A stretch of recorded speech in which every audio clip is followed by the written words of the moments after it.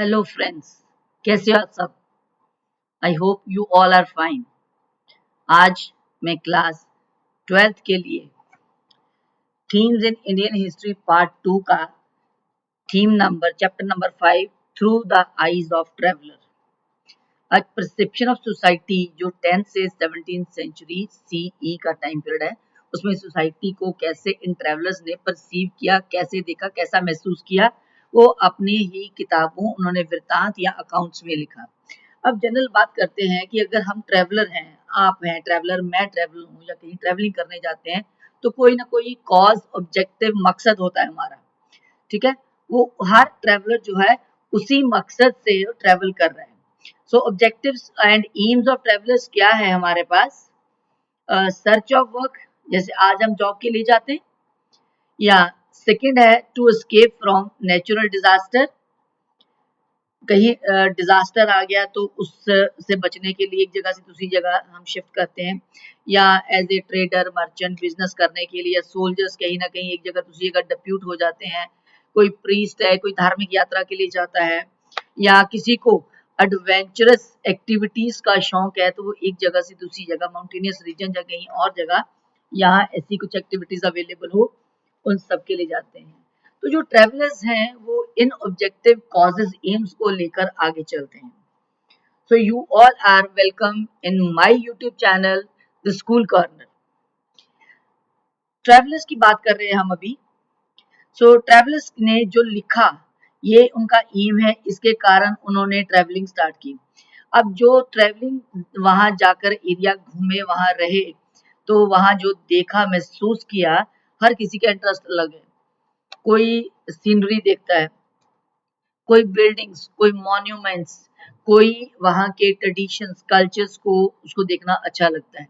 तो ये हर एक का अपना अपना इंटरेस्ट है। तो जो ट्रैवलर, जो जिनकी बात हम यहाँ 10th से 17th सेंचुरी की बात कर रहे हैं, जो ट्रैवलर्स भारत आए, उनमें से कईयों ने अफेयर्स ऑफ कोर्ट को अपनी राइटिंग का जो सब्जेक्ट बनाया, कि कोर्ट की वर्किंग क्या थी, सारा दिन राजा क्या काम होता करता था, क्या कोर्ट में होता था, या किसी ने रिलीजियस इश्यूज उठाए हैं। ठीक है, धर्म के नाम पर भारत में कैसे धार्मिक परंपराएं थी, कैसे कैसे कौन कौन से धार्मिक ट्रेडिशंस थी, क्या बिलीव्स थे लोगों के।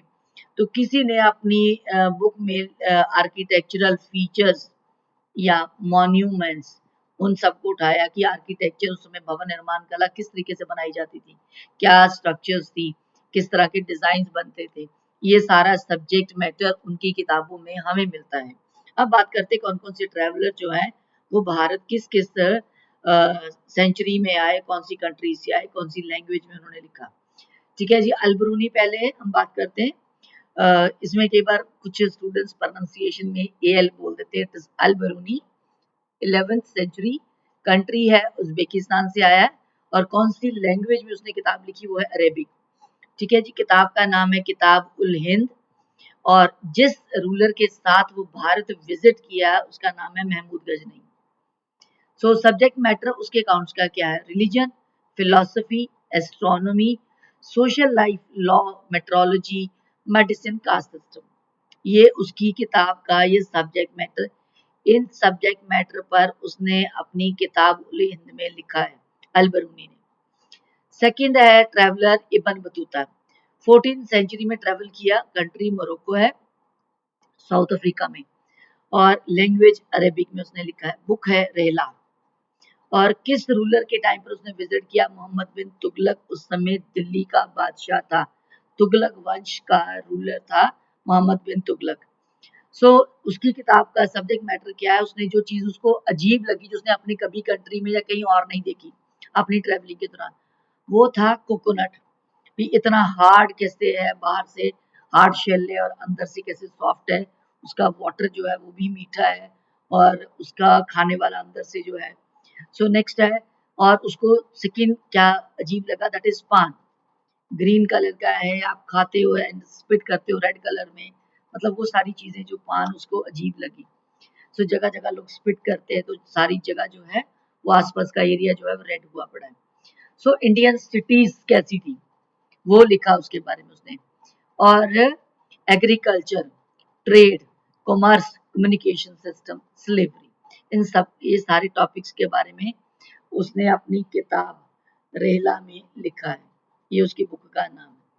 थर्ड है फ्रैंकोइस बर्नियर, 17th सेंचुरी में आया, कंट्री उसकी एक फ्रांस से आया था। उसने जो बुक लिखी है उसकी लैंग्वेज थी इंग्लिश, और बुक लिखी है travel in the Mughal empire, ये उसकी बुक का नाम है।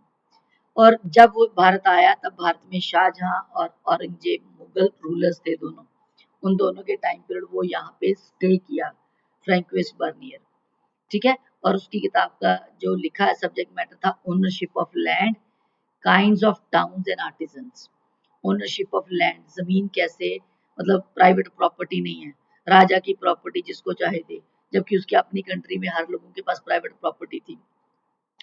तो बाकी डिटेल में आगे हम बात करेंगे। तो ये कुछ ट्रैवलर्स के सब्जेक्ट मैटर थे जिनको लेकर के उन्होंने ये 3 किताबें 3 ट्रैवलर्स ने लिखी, ठीक है। अब एक एक करके इन सबको हम डिटेल में करेंगे।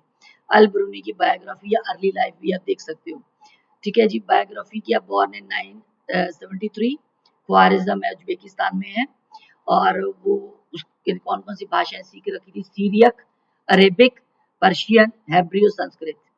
और 1017 में सुल्तान महमूद गजनी ने ख्वारिज़म पर हमला किया और वहां से अल ब्रूनी को अपने साथ अपनी कैपिटल गजनी में एज ए वॉर कैप्टिव, युद्ध बंदी के रूप में से ले आया, ठीक है। गजनी ने यहाँ रह करके ही गजनी में रहते हुए ही अल ब्रूनी ने भारत के बारे में जाना, भारत के बारे में जानकारी हासिल की। और जब गजनी महमूद गजनी जो है इंडिया करने आया हमला, तो अल ब्रूनी उसके साथ यहाँ पे भारत आया, और जितनी देर यहाँ रहा उसने जो देखा वो सारा कुछ, ये सारी चीजें जो है उसने अपनी किताब में लिखी है, ठीक है। उसके जाने के बाद वापस जब वो वापस चला गया, he spent rest of his life in Ghazni, और जब जब तक वो उसकी डेथ नहीं होगी 70 साल की उम्र तक वहीं रहा वो, ठीक है जी। उसने बहुत सी जगह ट्रेवल की, पंजाब और नॉर्दर्न इंडिया के बहुत सारे हिस्सों में। और क्या क्या उसने स्टडी किया, ही spent years in the company of Brahmanas, priest and scholars. उसने भारत में रहते हुए ब्राह्मण, प्रीस्ट के कंपनी में अपना टाइम उसने स्पेंड किया, स्कॉलर्स के साथ क्या सीखा, संस्कृत पढ़नी सीखी उसने, और भारत की धार्मिक और फिलोसॉफिकल टेक्स्ट को स्टडी किया और उनको ट्रांसलेट किया अपनी अरेबिक लैंग्वेज में। अब है उसने किताब लिखी, किताब उल हिंद, ठीक है जी। ऑथर है खुद अल ब्रूनी है, अरेबिक भाषा में लिखी गई है। उसका स्ट्रक्चर स्टाइल क्या था, बाकियों से अलग था। उसने किताब में किताब के जो चैप्टर थे 80 थे, डिफरेंट सब्जेक्ट मैटर थे, like religion, philosophy, festival, astronomy, alchemy, alchemy it is a branch of chemistry, ठीक है। मैनर्स, कस्टम्स, सोशल लाइफ क्या है, weights, measures, iconography, laws and metrology, ये सारा कुछ उसने, मतलब ये उसके सब्जेक्ट थे जिनके ऊपर उसने किताब लिखी। सो उसका एक डिस्टिंक्टिव फॉर्मेट था, वो क्या था कि हर चैप्टर पर उसने ये अपनाया, beginning with A question, following up, उसको डिस्क्राइब करता था, पहले क्वेश्चन, फिर उसकी answer description based on Sanskrit tradition.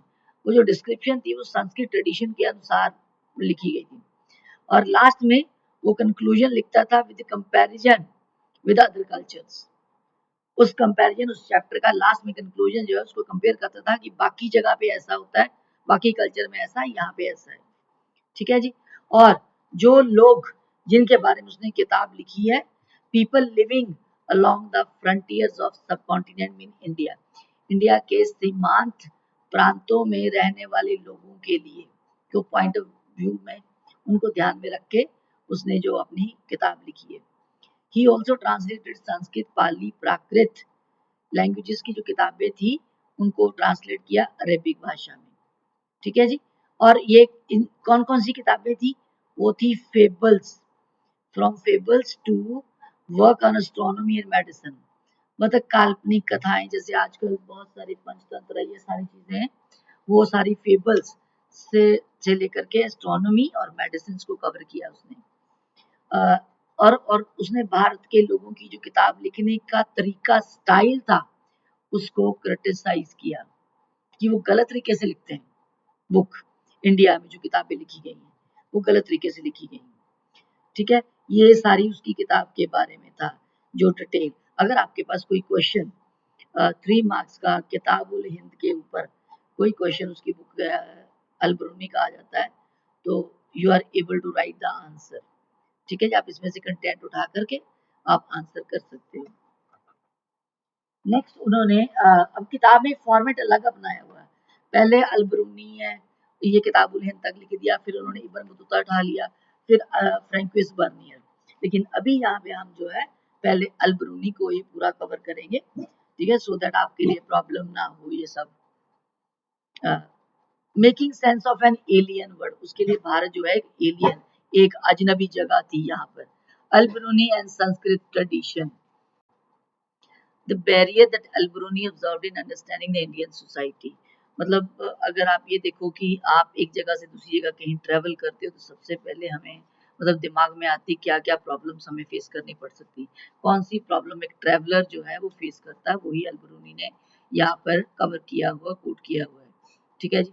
Al-Biruni discuss several barriers that obstructed the understanding of Indian society, मतलब ऐसे कुछ बैरियर्स के बारे में उसने लिखा है जो कि भारतीय सोसाइटी को समझने में उसके रास्ते में रुकावट थी।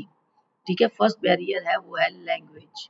नेचुरली बात, अगर कई जगह पे हम जाते हैं, जिस बात कैसे किसी के साथ करेंगे, वहाँ की कल्चर को समझे, लोगों को समझने की बात तो दूर की है, सबसे पहले हमें लैंग्वेज बात करनी आनी चाहिए, हम अपनी बात मैसेज कन्वे कर सके और उसकी बात को समझ सके। सो उसके लिए Sanskrit was so different from Arabic and Persian languages. So ideas or concept could not be easily translate from one language to another। जब हमें ये चीजें आती ही नहीं, हमारी उसकी अपनी लैंग्वेज अरेबिक जो पर्शियन है वो संस्कृत से काफी डिफरेंट थी, तो उसके लिए ये चीज मुश्किल थी कि संस्कृत में लोग बात करते थे, लिखा हुआ था वो उसको कैसे समझता और कैसे वो ट्रांसलेट करके अपनी लैंग्वेज में उसको इजीली उसके अकॉर्डिंग काम कर सकता। सबसे पहला बैरियर हो गया लैंग्वेज। सेकेंड बैरियर था कि Al Biruni identified with the difference in religious believes and practices. अगर आप वहाँ एक दिन 2 दिन रुकते हो, जब ज्यादा टाइम रुकते हो तो वहाँ के लोगों के धार्मिक बिलीव्स, जैसे अल-बरूनी यहाँ पे भारत काफी टाइम रुकने के लिए आया था, तो धार्मिक जो भावनाएं हैं, जो प्रैक्टिसेस है, जो ट्रेडिशन है, जो परंपराएं हैं, वो भी उसकी समझ से बाहर थी, उसे नहीं पता था इन चीजों के बारे में, और उसको समझने में काफी टाइम लगा कि क्या यहाँ के लोगों की धार्मिक भावनाएं, विश्वास, परंपराएं हैं। ये भी उसके लिए एक उसके अकॉर्डिंग एक ट्रैवलर के लिए एक और बैरियर था। थर्ड बैरियर की जिस यहाँ पे जो उसने बात की हुई है कि सेल्फ ऑब्जर्वेशन और consequent insularity of the local population. ठीक है, जो लोग उसके बारे में जो लोकल पॉपुलेशन है वो भी ट्रैवलर को देखकर समझ आते हैं कि ये व्यक्ति हमारे इस सोसाइटी का नहीं है, अलग से आया है, तो वो भी अपने आप को थोड़ा सा इंडिफरेंट रखते हैं उससे, तो एक तरह का गैप बन जाता है दोनों के बीच में, कम्युनिकेशन नहीं हो पाती, जिसके कारण मतलब लोकल लैंग्वेज उसको आसानी से अपने में शामिल नहीं कर पाती और वो भी इजिली लोकल लोगों के बीच में या ट्रेडिशन कस्टम्स को अपने वो भी नहीं अपना पाता उन चीजों को। सो ही डिपेंडेड, इसके लिए depended mainly on the works of Brahmanas और ऑफन कोटेड, मतलब ब्राह्मणों के किताब काम जो उस पर डिपेंड करना पड़ा उनकी किताबों पर, कहाँ से थी, वेदों से, पुराणों से, भगवत गीता और वर्क्स ऑफ पतंजलि या मनुस्मृति, इनके काम पर उसे इनकी किताबों को ध्यान से पढ़ना पड़ा सो दैट वो इंडियन सोसाइटी को समझ सके। ठीक है जी, ये भी आपका जो है एक 3 मार्क्स का क्वेश्चन बन सकता है कि कौन कौन से बैरियर की अल-बरूनी ने बात की है, यहाँ पर कौन से बैरियर हैं जो उसको भारतीय सोसाइटी को अंडरस्टैंड करने में रुकावट डाल रहे थे। ठीक है, नेक्स्ट है अल-बरूनी ने कास्ट सिस्टम की भी बात की है यहाँ पर अपनी ही किताब में, किताबुल हिंद में। ठीक है, डिस्क्रिप्शन कैसे डिस्क्राइब किया है इंडियन कास्ट सिस्टम को उसने। He explained the caste system by comparing it with other societies। उसने भारत के कास्ट सिस्टम को बाकी देशों की सोसाइटी के साथ या कास्ट सिस्टम के साथ कंपेयर किया है। वो कहता है कि एशियन पर्शिया में भी वहां पर जो उसको समझा उसने कि वहां पर भी 4 सोशल कैटेगरीज थी, समाज 4 सोशल कैटेगरीज में बटा हुआ था। जैसे भारत में 4 वर्णास थे, ठीक। पहली है नाइट्स एंड प्रिंसेस की, दूसरी मॉन्क्स और फायर प्रीस्ट की है, फायर प्रीस्ट की है,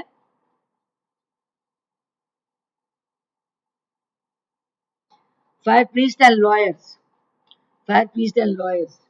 थर्ड है फिजिशियन, एस्ट्रोनॉमर्स, ठीक है जी, और अदर साइंटिस्ट। और चौथी कैटेगरी जो यहाँ पे आ जाती है वो थी पीजेंट्स की।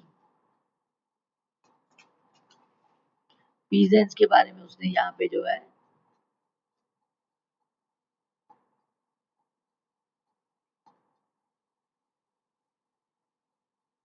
ये चौथी कैटेगरी है पीजेंट्स की या आर्टिजन्स की, ठीक है जी। So he try to understand that social division जो है इंडिया के लिए कोई यूनिक या नई चीज नहीं थी, भारत के लिए कोई नई चीज नहीं थी। ही पॉइंटेड दैट विद इन इस्लाम, इस्लाम के अनुसार कहते ऑल मैन आर इक्वल, सारे जो मैन है वो इक्वल समझे जाते हैं। डिफरेंस किस बात का है कि कैसे वो धार्मिक अनुष्ठानों का पालन करते हैं, कैसे वो अपने धर्म के लिए धार्मिक रीति रिवाजों का पालन करते हैं, ठीक है। Observance of piety. So next आ जाता है डिस्क्राइब की 4 वर्ना जो भारत में ब्राह्मण, क्षत्रिय, वैश्य और शूद्र है। But he did not accept the brahmanical notion of pollution. वरना तो ठीक है 4 है, यहाँ पर भी 4 जो कैटेगरीज है, यहाँ पर भी 4 कैटेगरी है, लेकिन यहाँ पर एक ब्रह्मनिकल नोशन ऑफ पोल्यूशन है जो उसको अच्छा नहीं लगा कि ये पोल्यूशन नहीं होना चाहिए। पोल्यूशन क्या था कि सोसाइटी में जो है इम्प्योरिटीज है। हम बात करते हैं अपर 3 कास्टेस, जो कास्ट है वो जो ब्राह्मणस है वो एजुकेशन का काम करेंगे, देने का एजुकेशन, वेदों को पढ़ने का, धार्मिक अनुष्ठानों का। क्षत्रिय योद्धा भी होंगे, राजा भी होंगे, वैश्य बिजनेस करते होंगे, और जो शूद्रज है वो अपर 3 कास्ट की सेवा करें और गांव से बाहर रहेंगे। तो ये पोल्यूशन था उसके अनुसार, ठीक है। वो कहता है ऐसी तो इम्प्योरिटीज है, तो हर सोसाइटी में कुछ होती है, तो वो धीरे धीरे स्ट्रगल करने से या वो चीजें जो है वो दूर हो जाती है, तो ओरिजिनल कंडीशन प्योरिटी में पहुंच जाती है। जैसे सूर्य निकलता है तो हवा साफ हो जाती है, अंधेरा दूर हो जाता है, और जो समंदर में सॉल्ट है वो समंदर को पोल्यूटेड होने से बचाता है, ठीक है। ऐसे ही हर चीज में अपने मतलब एक इंटरनली कुछ ऐसा एलिमेंट होता है जो उसको दोबारा अपनी ओरिजिनल प्योर कंडीशन में ले आता है। लेकिन इसके अनुसार कि जो पोल्यूशन है वो कास्ट सिस्टम का आंतरिक इंटरेस्टिक है, वो आंतरिक है, that was against the law of nature. भी एक लोअर कास्ट को आप गांव से बाहर निकाल देते, गांव के बाहर रहेगा शूद्रास, तो वो कहता है ये लॉ जो नेचर का लॉ है उसके अगेंस्ट है ये सारी चीजें।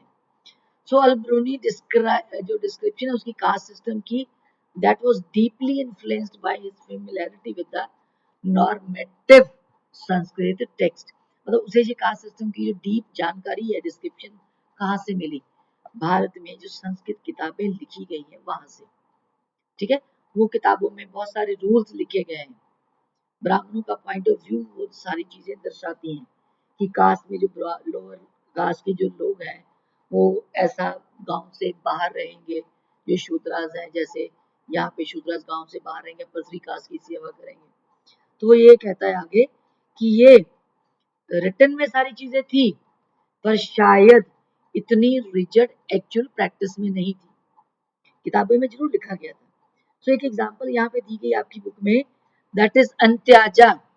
इंत्याजा होता है जो व्यक्ति इन 4 वर्णों के बाहर पैदा हुआ, ठीक है, इन 4 वर्णों के बाहर, he was born outside the system.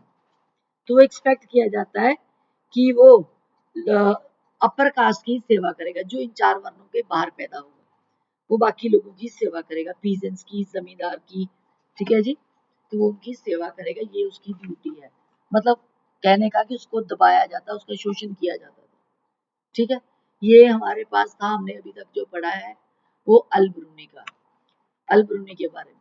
सो ये अलग क्वेश्चन भी आ जाता है कास्ट सिस्टम का, अल-ब्रूनी के कास्ट सिस्टम उसने जो लिखा है, कास्ट के बारे में क्या है, ठीक है, ये बोर्ड में क्वेश्चन आ चुके हैं ये पहले। तो नेक्स्ट ट्रैवलर है जो ऊपर हमने सेकंड ट्रैवलर की बात की, वो है Ibn Battuta, early globe trotter. Globe trotter का मतलब होता है विश्व भ्रमक, जिसे घूमने का बहुत शौक हो, ठीक है। और इब्न बतूता का नाम उसमें शामिल होता है कि उसे घूमने का बहुत शौक था, ठीक है।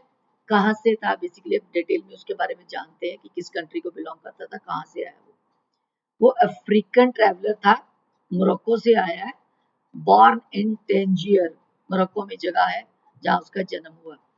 वहाँ उसने अपने घर में लिटरेचर सीखा और स्कॉलरली वर्क्स, अपनी बहुत जल्दी ही छोटी उम्र में इसने स्कॉलिस्टिक एजुकेशन जो है हासिल कर ली थी। ही कंसिडर्ड दैट कि नॉलेज जो हम ट्रैवलिंग से प्रैक्टिकली सीखते हैं वो ज्यादा इंपॉर्टेंट है, बहुत इंपॉर्टेंट सोर्स है एज कम्पेयर टू बुक्स, जो किताबों में पढ़ते हैं हम लोग। वो नॉलेज जो है एक तो प्रॉपर नहीं होती, दूसरी वो लॉन्ग लास्टिंग नहीं है, ज्यादा देर तक हम याद नहीं रख पाते उसको। जो बजाय इसके कि हम किताबों से नॉलेज हासिल करें, उसका व्यू था कि जगह वहां जाऊं, घूमूं जगह जगह, वहां के लोगों के बारे में जानकारी हासिल करूं, तो वो जो नॉलेज रहेगी वो मेरे को सारी जिंदगी याद रहेगी और वो इम्पोर्टेंट सोर्स रहेगा। इसीलिए उसे ग्लोब ट्रॉटर का नाम दिया गया, उसे घूमने का शौक था। He love travelling, went off, he went far off places, दूर के प्रदेशों में घूमा गया, बहुत सारे न्यू वर्ल्ड्स एक्सप्लोर किए, लोगों के बारे में जानकारी हासिल की। Before a visit to India, India जाने से पहले वो मक्का की यात्रा पर गया था। इसके अलावा उसने कौन कौन सी और जगह ट्रेवल की है, Syria, Iraq, Persia, Yemen, Oman और कुछ ट्रेडिंग पोर्ट्स जो कि ईस्ट अफ्रीका के कोस्टल रीजन में थे, वहां पर व्यापारिक जो पोर्ट थे बंदरगाहों का, उसने दौरा किया, वहां घूमा वो, ठीक है। अब हम बात करते हैं कि वो उसकी भारत में विजिट कैसी रही, क्या देखा और क्या उसने लिखा महसूस किया। Ibn Battuta excitement of unfamiliar, क्योंकि भारत जैसी जो दूर की प्रदेश कंट्री है उसके लिए अनफेमिलियर थी। उसने अपनी धार्मिक भारत की यात्रा जो है वो 1332-33 में स्टार्ट की और सिंध पहुंच गया 1333 में, ठीक है। 1333 में वो सिंध पहुंच गया। तो उसने दिल्ली के राजा मोहम्मद बिन तुगलक के बारे में ये कहीं पता कर लिया कि वो जो सुल्तान है काफी काइंड हार्टेड है और उसकी को बहुत रेपुटेशन है।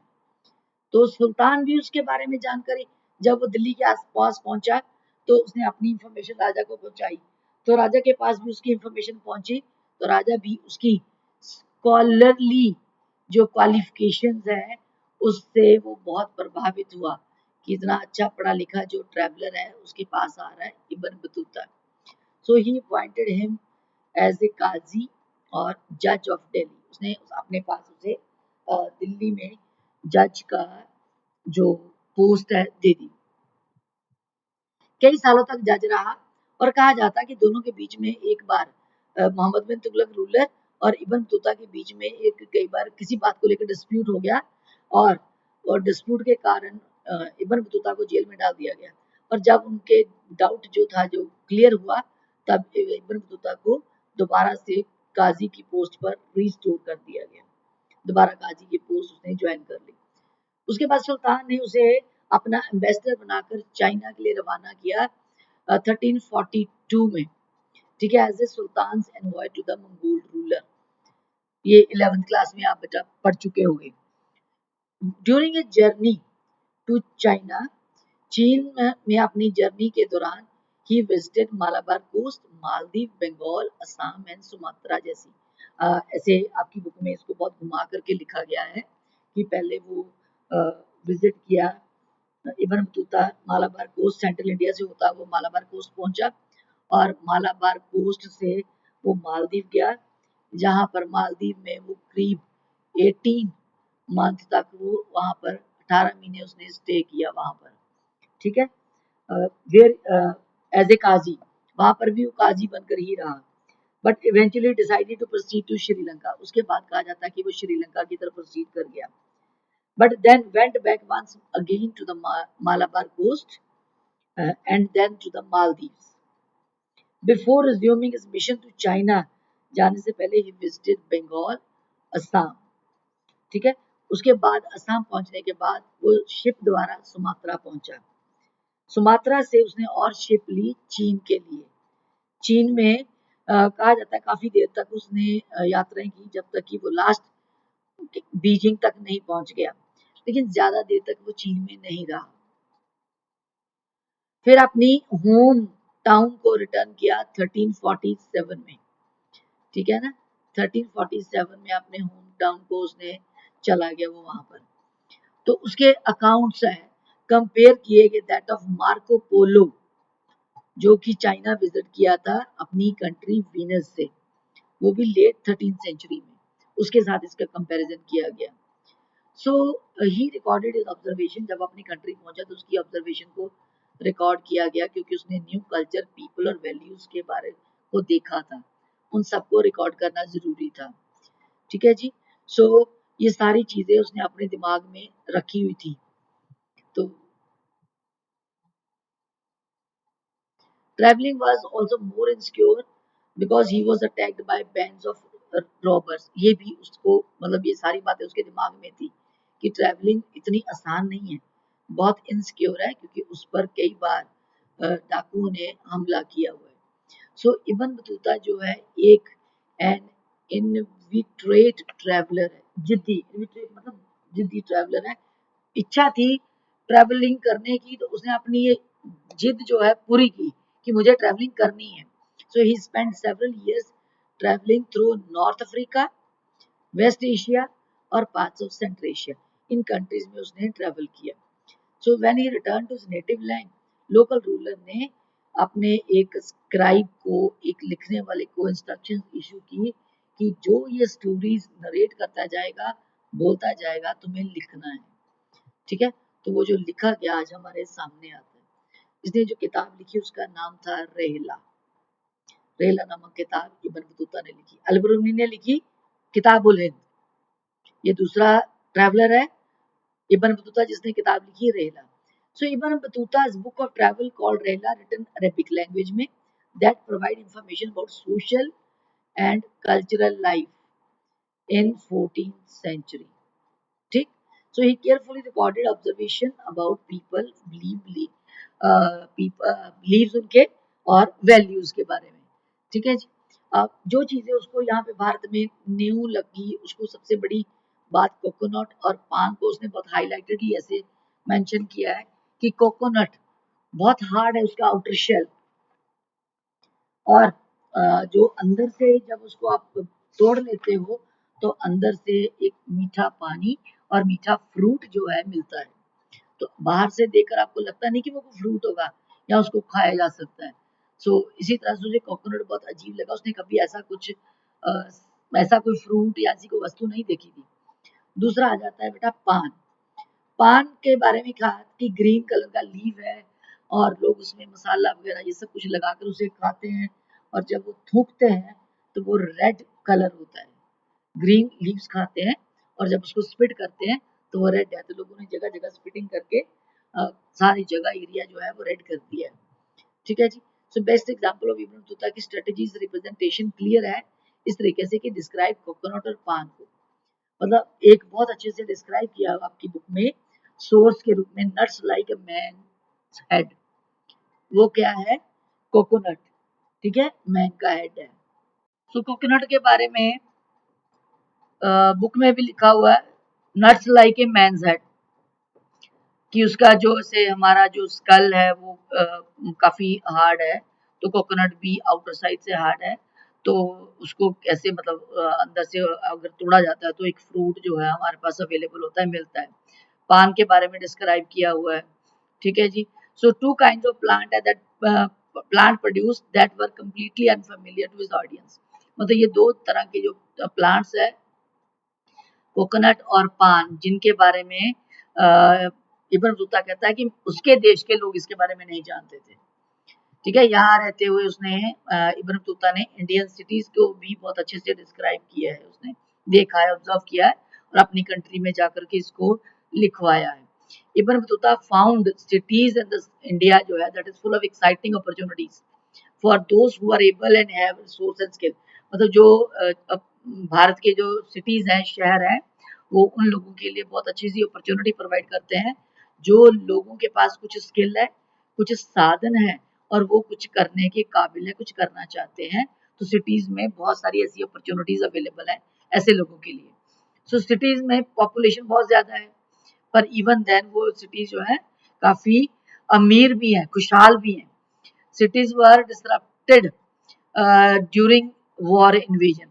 अगर कहीं युद्ध भी कहीं होता है तो शहर जो है वो उस युद्ध के प्रभाव से थोड़े से दूर रहते हैं, कम प्रभावित होते हैं उन युद्धों के कारण।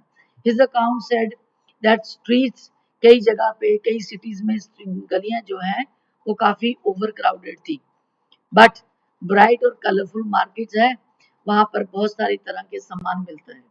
बाजार हमेशा सजा हुआ रहता है, ठीक है। बाजार में कलरफुल मार्केट है, बाजार जो है वहां पर बहुत सारी वेराइटीज की गुड्स अवेलेबल है। ही डिस्क्राइब दिल्ली की एक बहुत वास्ट सिटी है, विशाल शहर है with great population, so largest है इंडिया में। तो साथ में उसने दौलताबाद के बारे में भी लिखा कि वो भी कम नहीं है, सो इजिली राइवल करती है साइज में भी। मतलब उसका जो साइज है दौलताबाद का दिल्ली जितना है और उससे कम नहीं है वो किसी तरीके से भी। सो बाजार were not only places of economic transaction का सिर्फ ये बाजार जगह नहीं है कि सिर्फ इकोनॉमिक ट्रांजेक्शन होती है, बट वहां पर सामाजिक और कल्चरल एक्टिविटीज का सेंटर भी है, हब भी है वो मार्केट जो है बाजार। सो मेनी बाजार had mosque and temple with spaces for public performance. बहुत सारे बाजार में मॉस्क भी थी, मस्जिदें, मंदिर भी थे और स्पेशल परफॉर्मेंस के लिए वहां जगह भी थी। परफॉर्मेंस किसकी थी? डांसर्स, म्यूजिशियन एंड सिंगर्स की थी। Ibn Battuta noted that cities obtained its wealth from villages। मतलब इब्न बतूता ने अपने इस वृतांत में एक अकाउंट में ये भी लिखा है कि सिटीज को जो वेल्थ है, पैसा है, वो विलेजेस से आता है, क्योंकि जितनी भी प्रोडक्शन है वो विलेजेस में होती है। सिटीज में प्रोडक्शन ही सिर्फ ट्रेड होता है। So this was because agriculture production with 2 crops a year, एक साल में 2 क्रॉप्स होती हैं, तो प्रोडक्टिविटी इंक्रीज होने के कारण जो पैसा है ट्रेड करने के लिए विलेजेस से आता है सिटीज में। So he says that there was a great demand for Indian textile also. कौन कौन सी टेक्सटाइल थी? कॉटन और muslin, silk, brocade, satin. Satin के सूट्स आते हैं इसे। सो इनकी डिमांड कहाँ पर थी? इन वेस्ट एशिया और South East Asia. He further described that certain varieties of fine muslin जो है it's so expensive, मतलब इतनी ज्यादा वो महंगी होती थी कि उसे सिर्फ कुछ नोबल और बहुत वेरी रिच पीपल ही उसको बाय कर पाते थे, आम लोग उसको बाय नहीं कर पाते थे। इतनी महंगी थी, क्योंकि क्वालिटी उसकी अच्छी थी तो महंगी इसलिए थी वो, तो आम लोगों के बस की बात नहीं थी।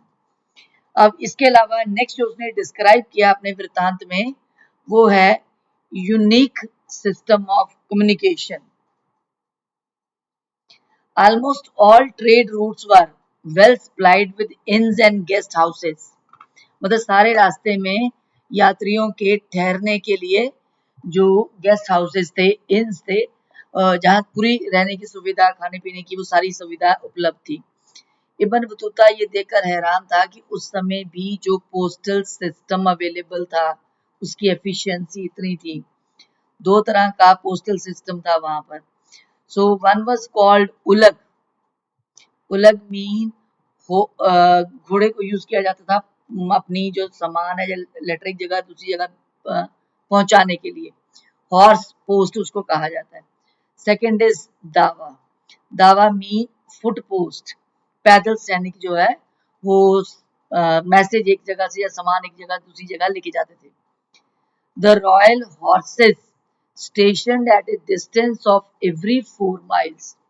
ठीक है, और उलग वाले जो है वो क्या थे कि 4 माइल्स के डिस्टेंस पर जो घोड़े थे वो खड़े होते थे।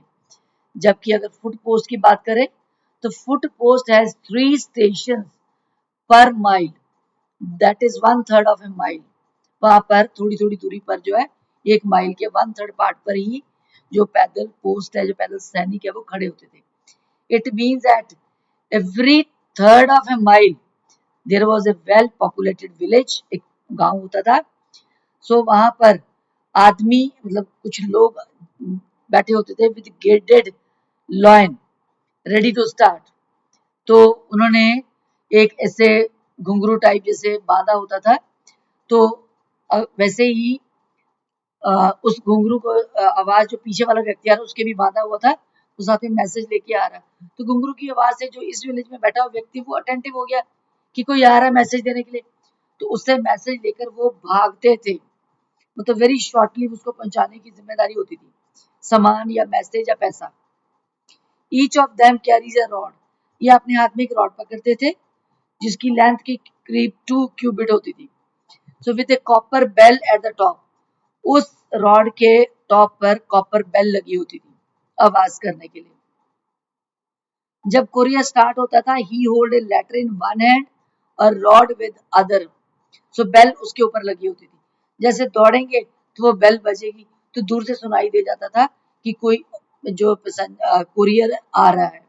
तो जिस नेक्स्ट विलेज वाला उसकी आवाज सुनकर अटेंटिव होकर के तैयार रहता था कि मुझे इसके लेकर के रॉड और लेटर भागना है।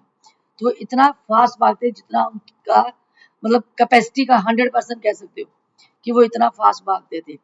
सो दिस सिस्टम, इस सिस्टम के कारण मर्चेंट्स दूर के प्रदेशों तक अपनी इंफॉर्मेशन या कुछ क्रेडिट पैसा लॉन्ग डिस्टेंस तक भेज सकते थे और सामान भी शॉर्ट नोटिस पर भेजा जा सकता था। मतलब इतना ये एफिशिएंट सिस्टम था। अगर आप उलट द्वारा भेजते हो तो हॉर्स पोस्ट जाती है, घोड़े चलते हैं, और अगर आप दावा यूज करते हो तो फुट पोस्ट के द्वारा सामान एक जगह से दूसरी जगह पहुंचाया जा सकता था। So the postal system was so efficient that while it took 50 days to reach Delhi from Sindh, Sindh से अगर आप मैप देखते हो सिंध पाकिस्तान से दिल्ली तक पहुंचने के लिए उन्हें सिर्फ 50 दिन का टाइम लगता था, क्योंकि उन्हें पैदल चलना है। ठीक है। So new report of spice would reach the sultan, और ये था दावा और उलग में से। और अगर कोई स्पाई जासूस है वो सुल्तान तक, राजा तक अपनी कोई इंफॉर्मेशन बात पहुंचाना चाहता है तो वो 5 दिनों में पहुंचती थी। आप ये देखो कितनी फास्ट वो चलते होंगे जो 5 दिनों में पहुंचते थे। वैसे जो पोस्ट है वो 50 दिनों में पहुंचती थी सिंध से दिल्ली तक, और दिल्ली तक बाकी ये जो है स्पाइस की रिपोर्ट वो 5 दिनों में पहुंचती थी। ठीक है जी। ये हमने दो जो ट्रैवलर्स हैं उनको कवर किया है। ठीक है जी। फर्स्ट था अल-बिरूनी, सेकंड था इब्न बतूता। आपको ये सारा कंटेंट कैसा लगा आप कमेंट बॉक्स में लिखकर बताइए, और आप इसको शेयर, लाइक और सब्सक्राइब करना ना भूलें। और नेक्स्ट किस टॉपिक, किस चैप्टर पर आपको वीडियो चाहिए तो आप कमेंट बॉक्स में लिख सकते हो। Thank you.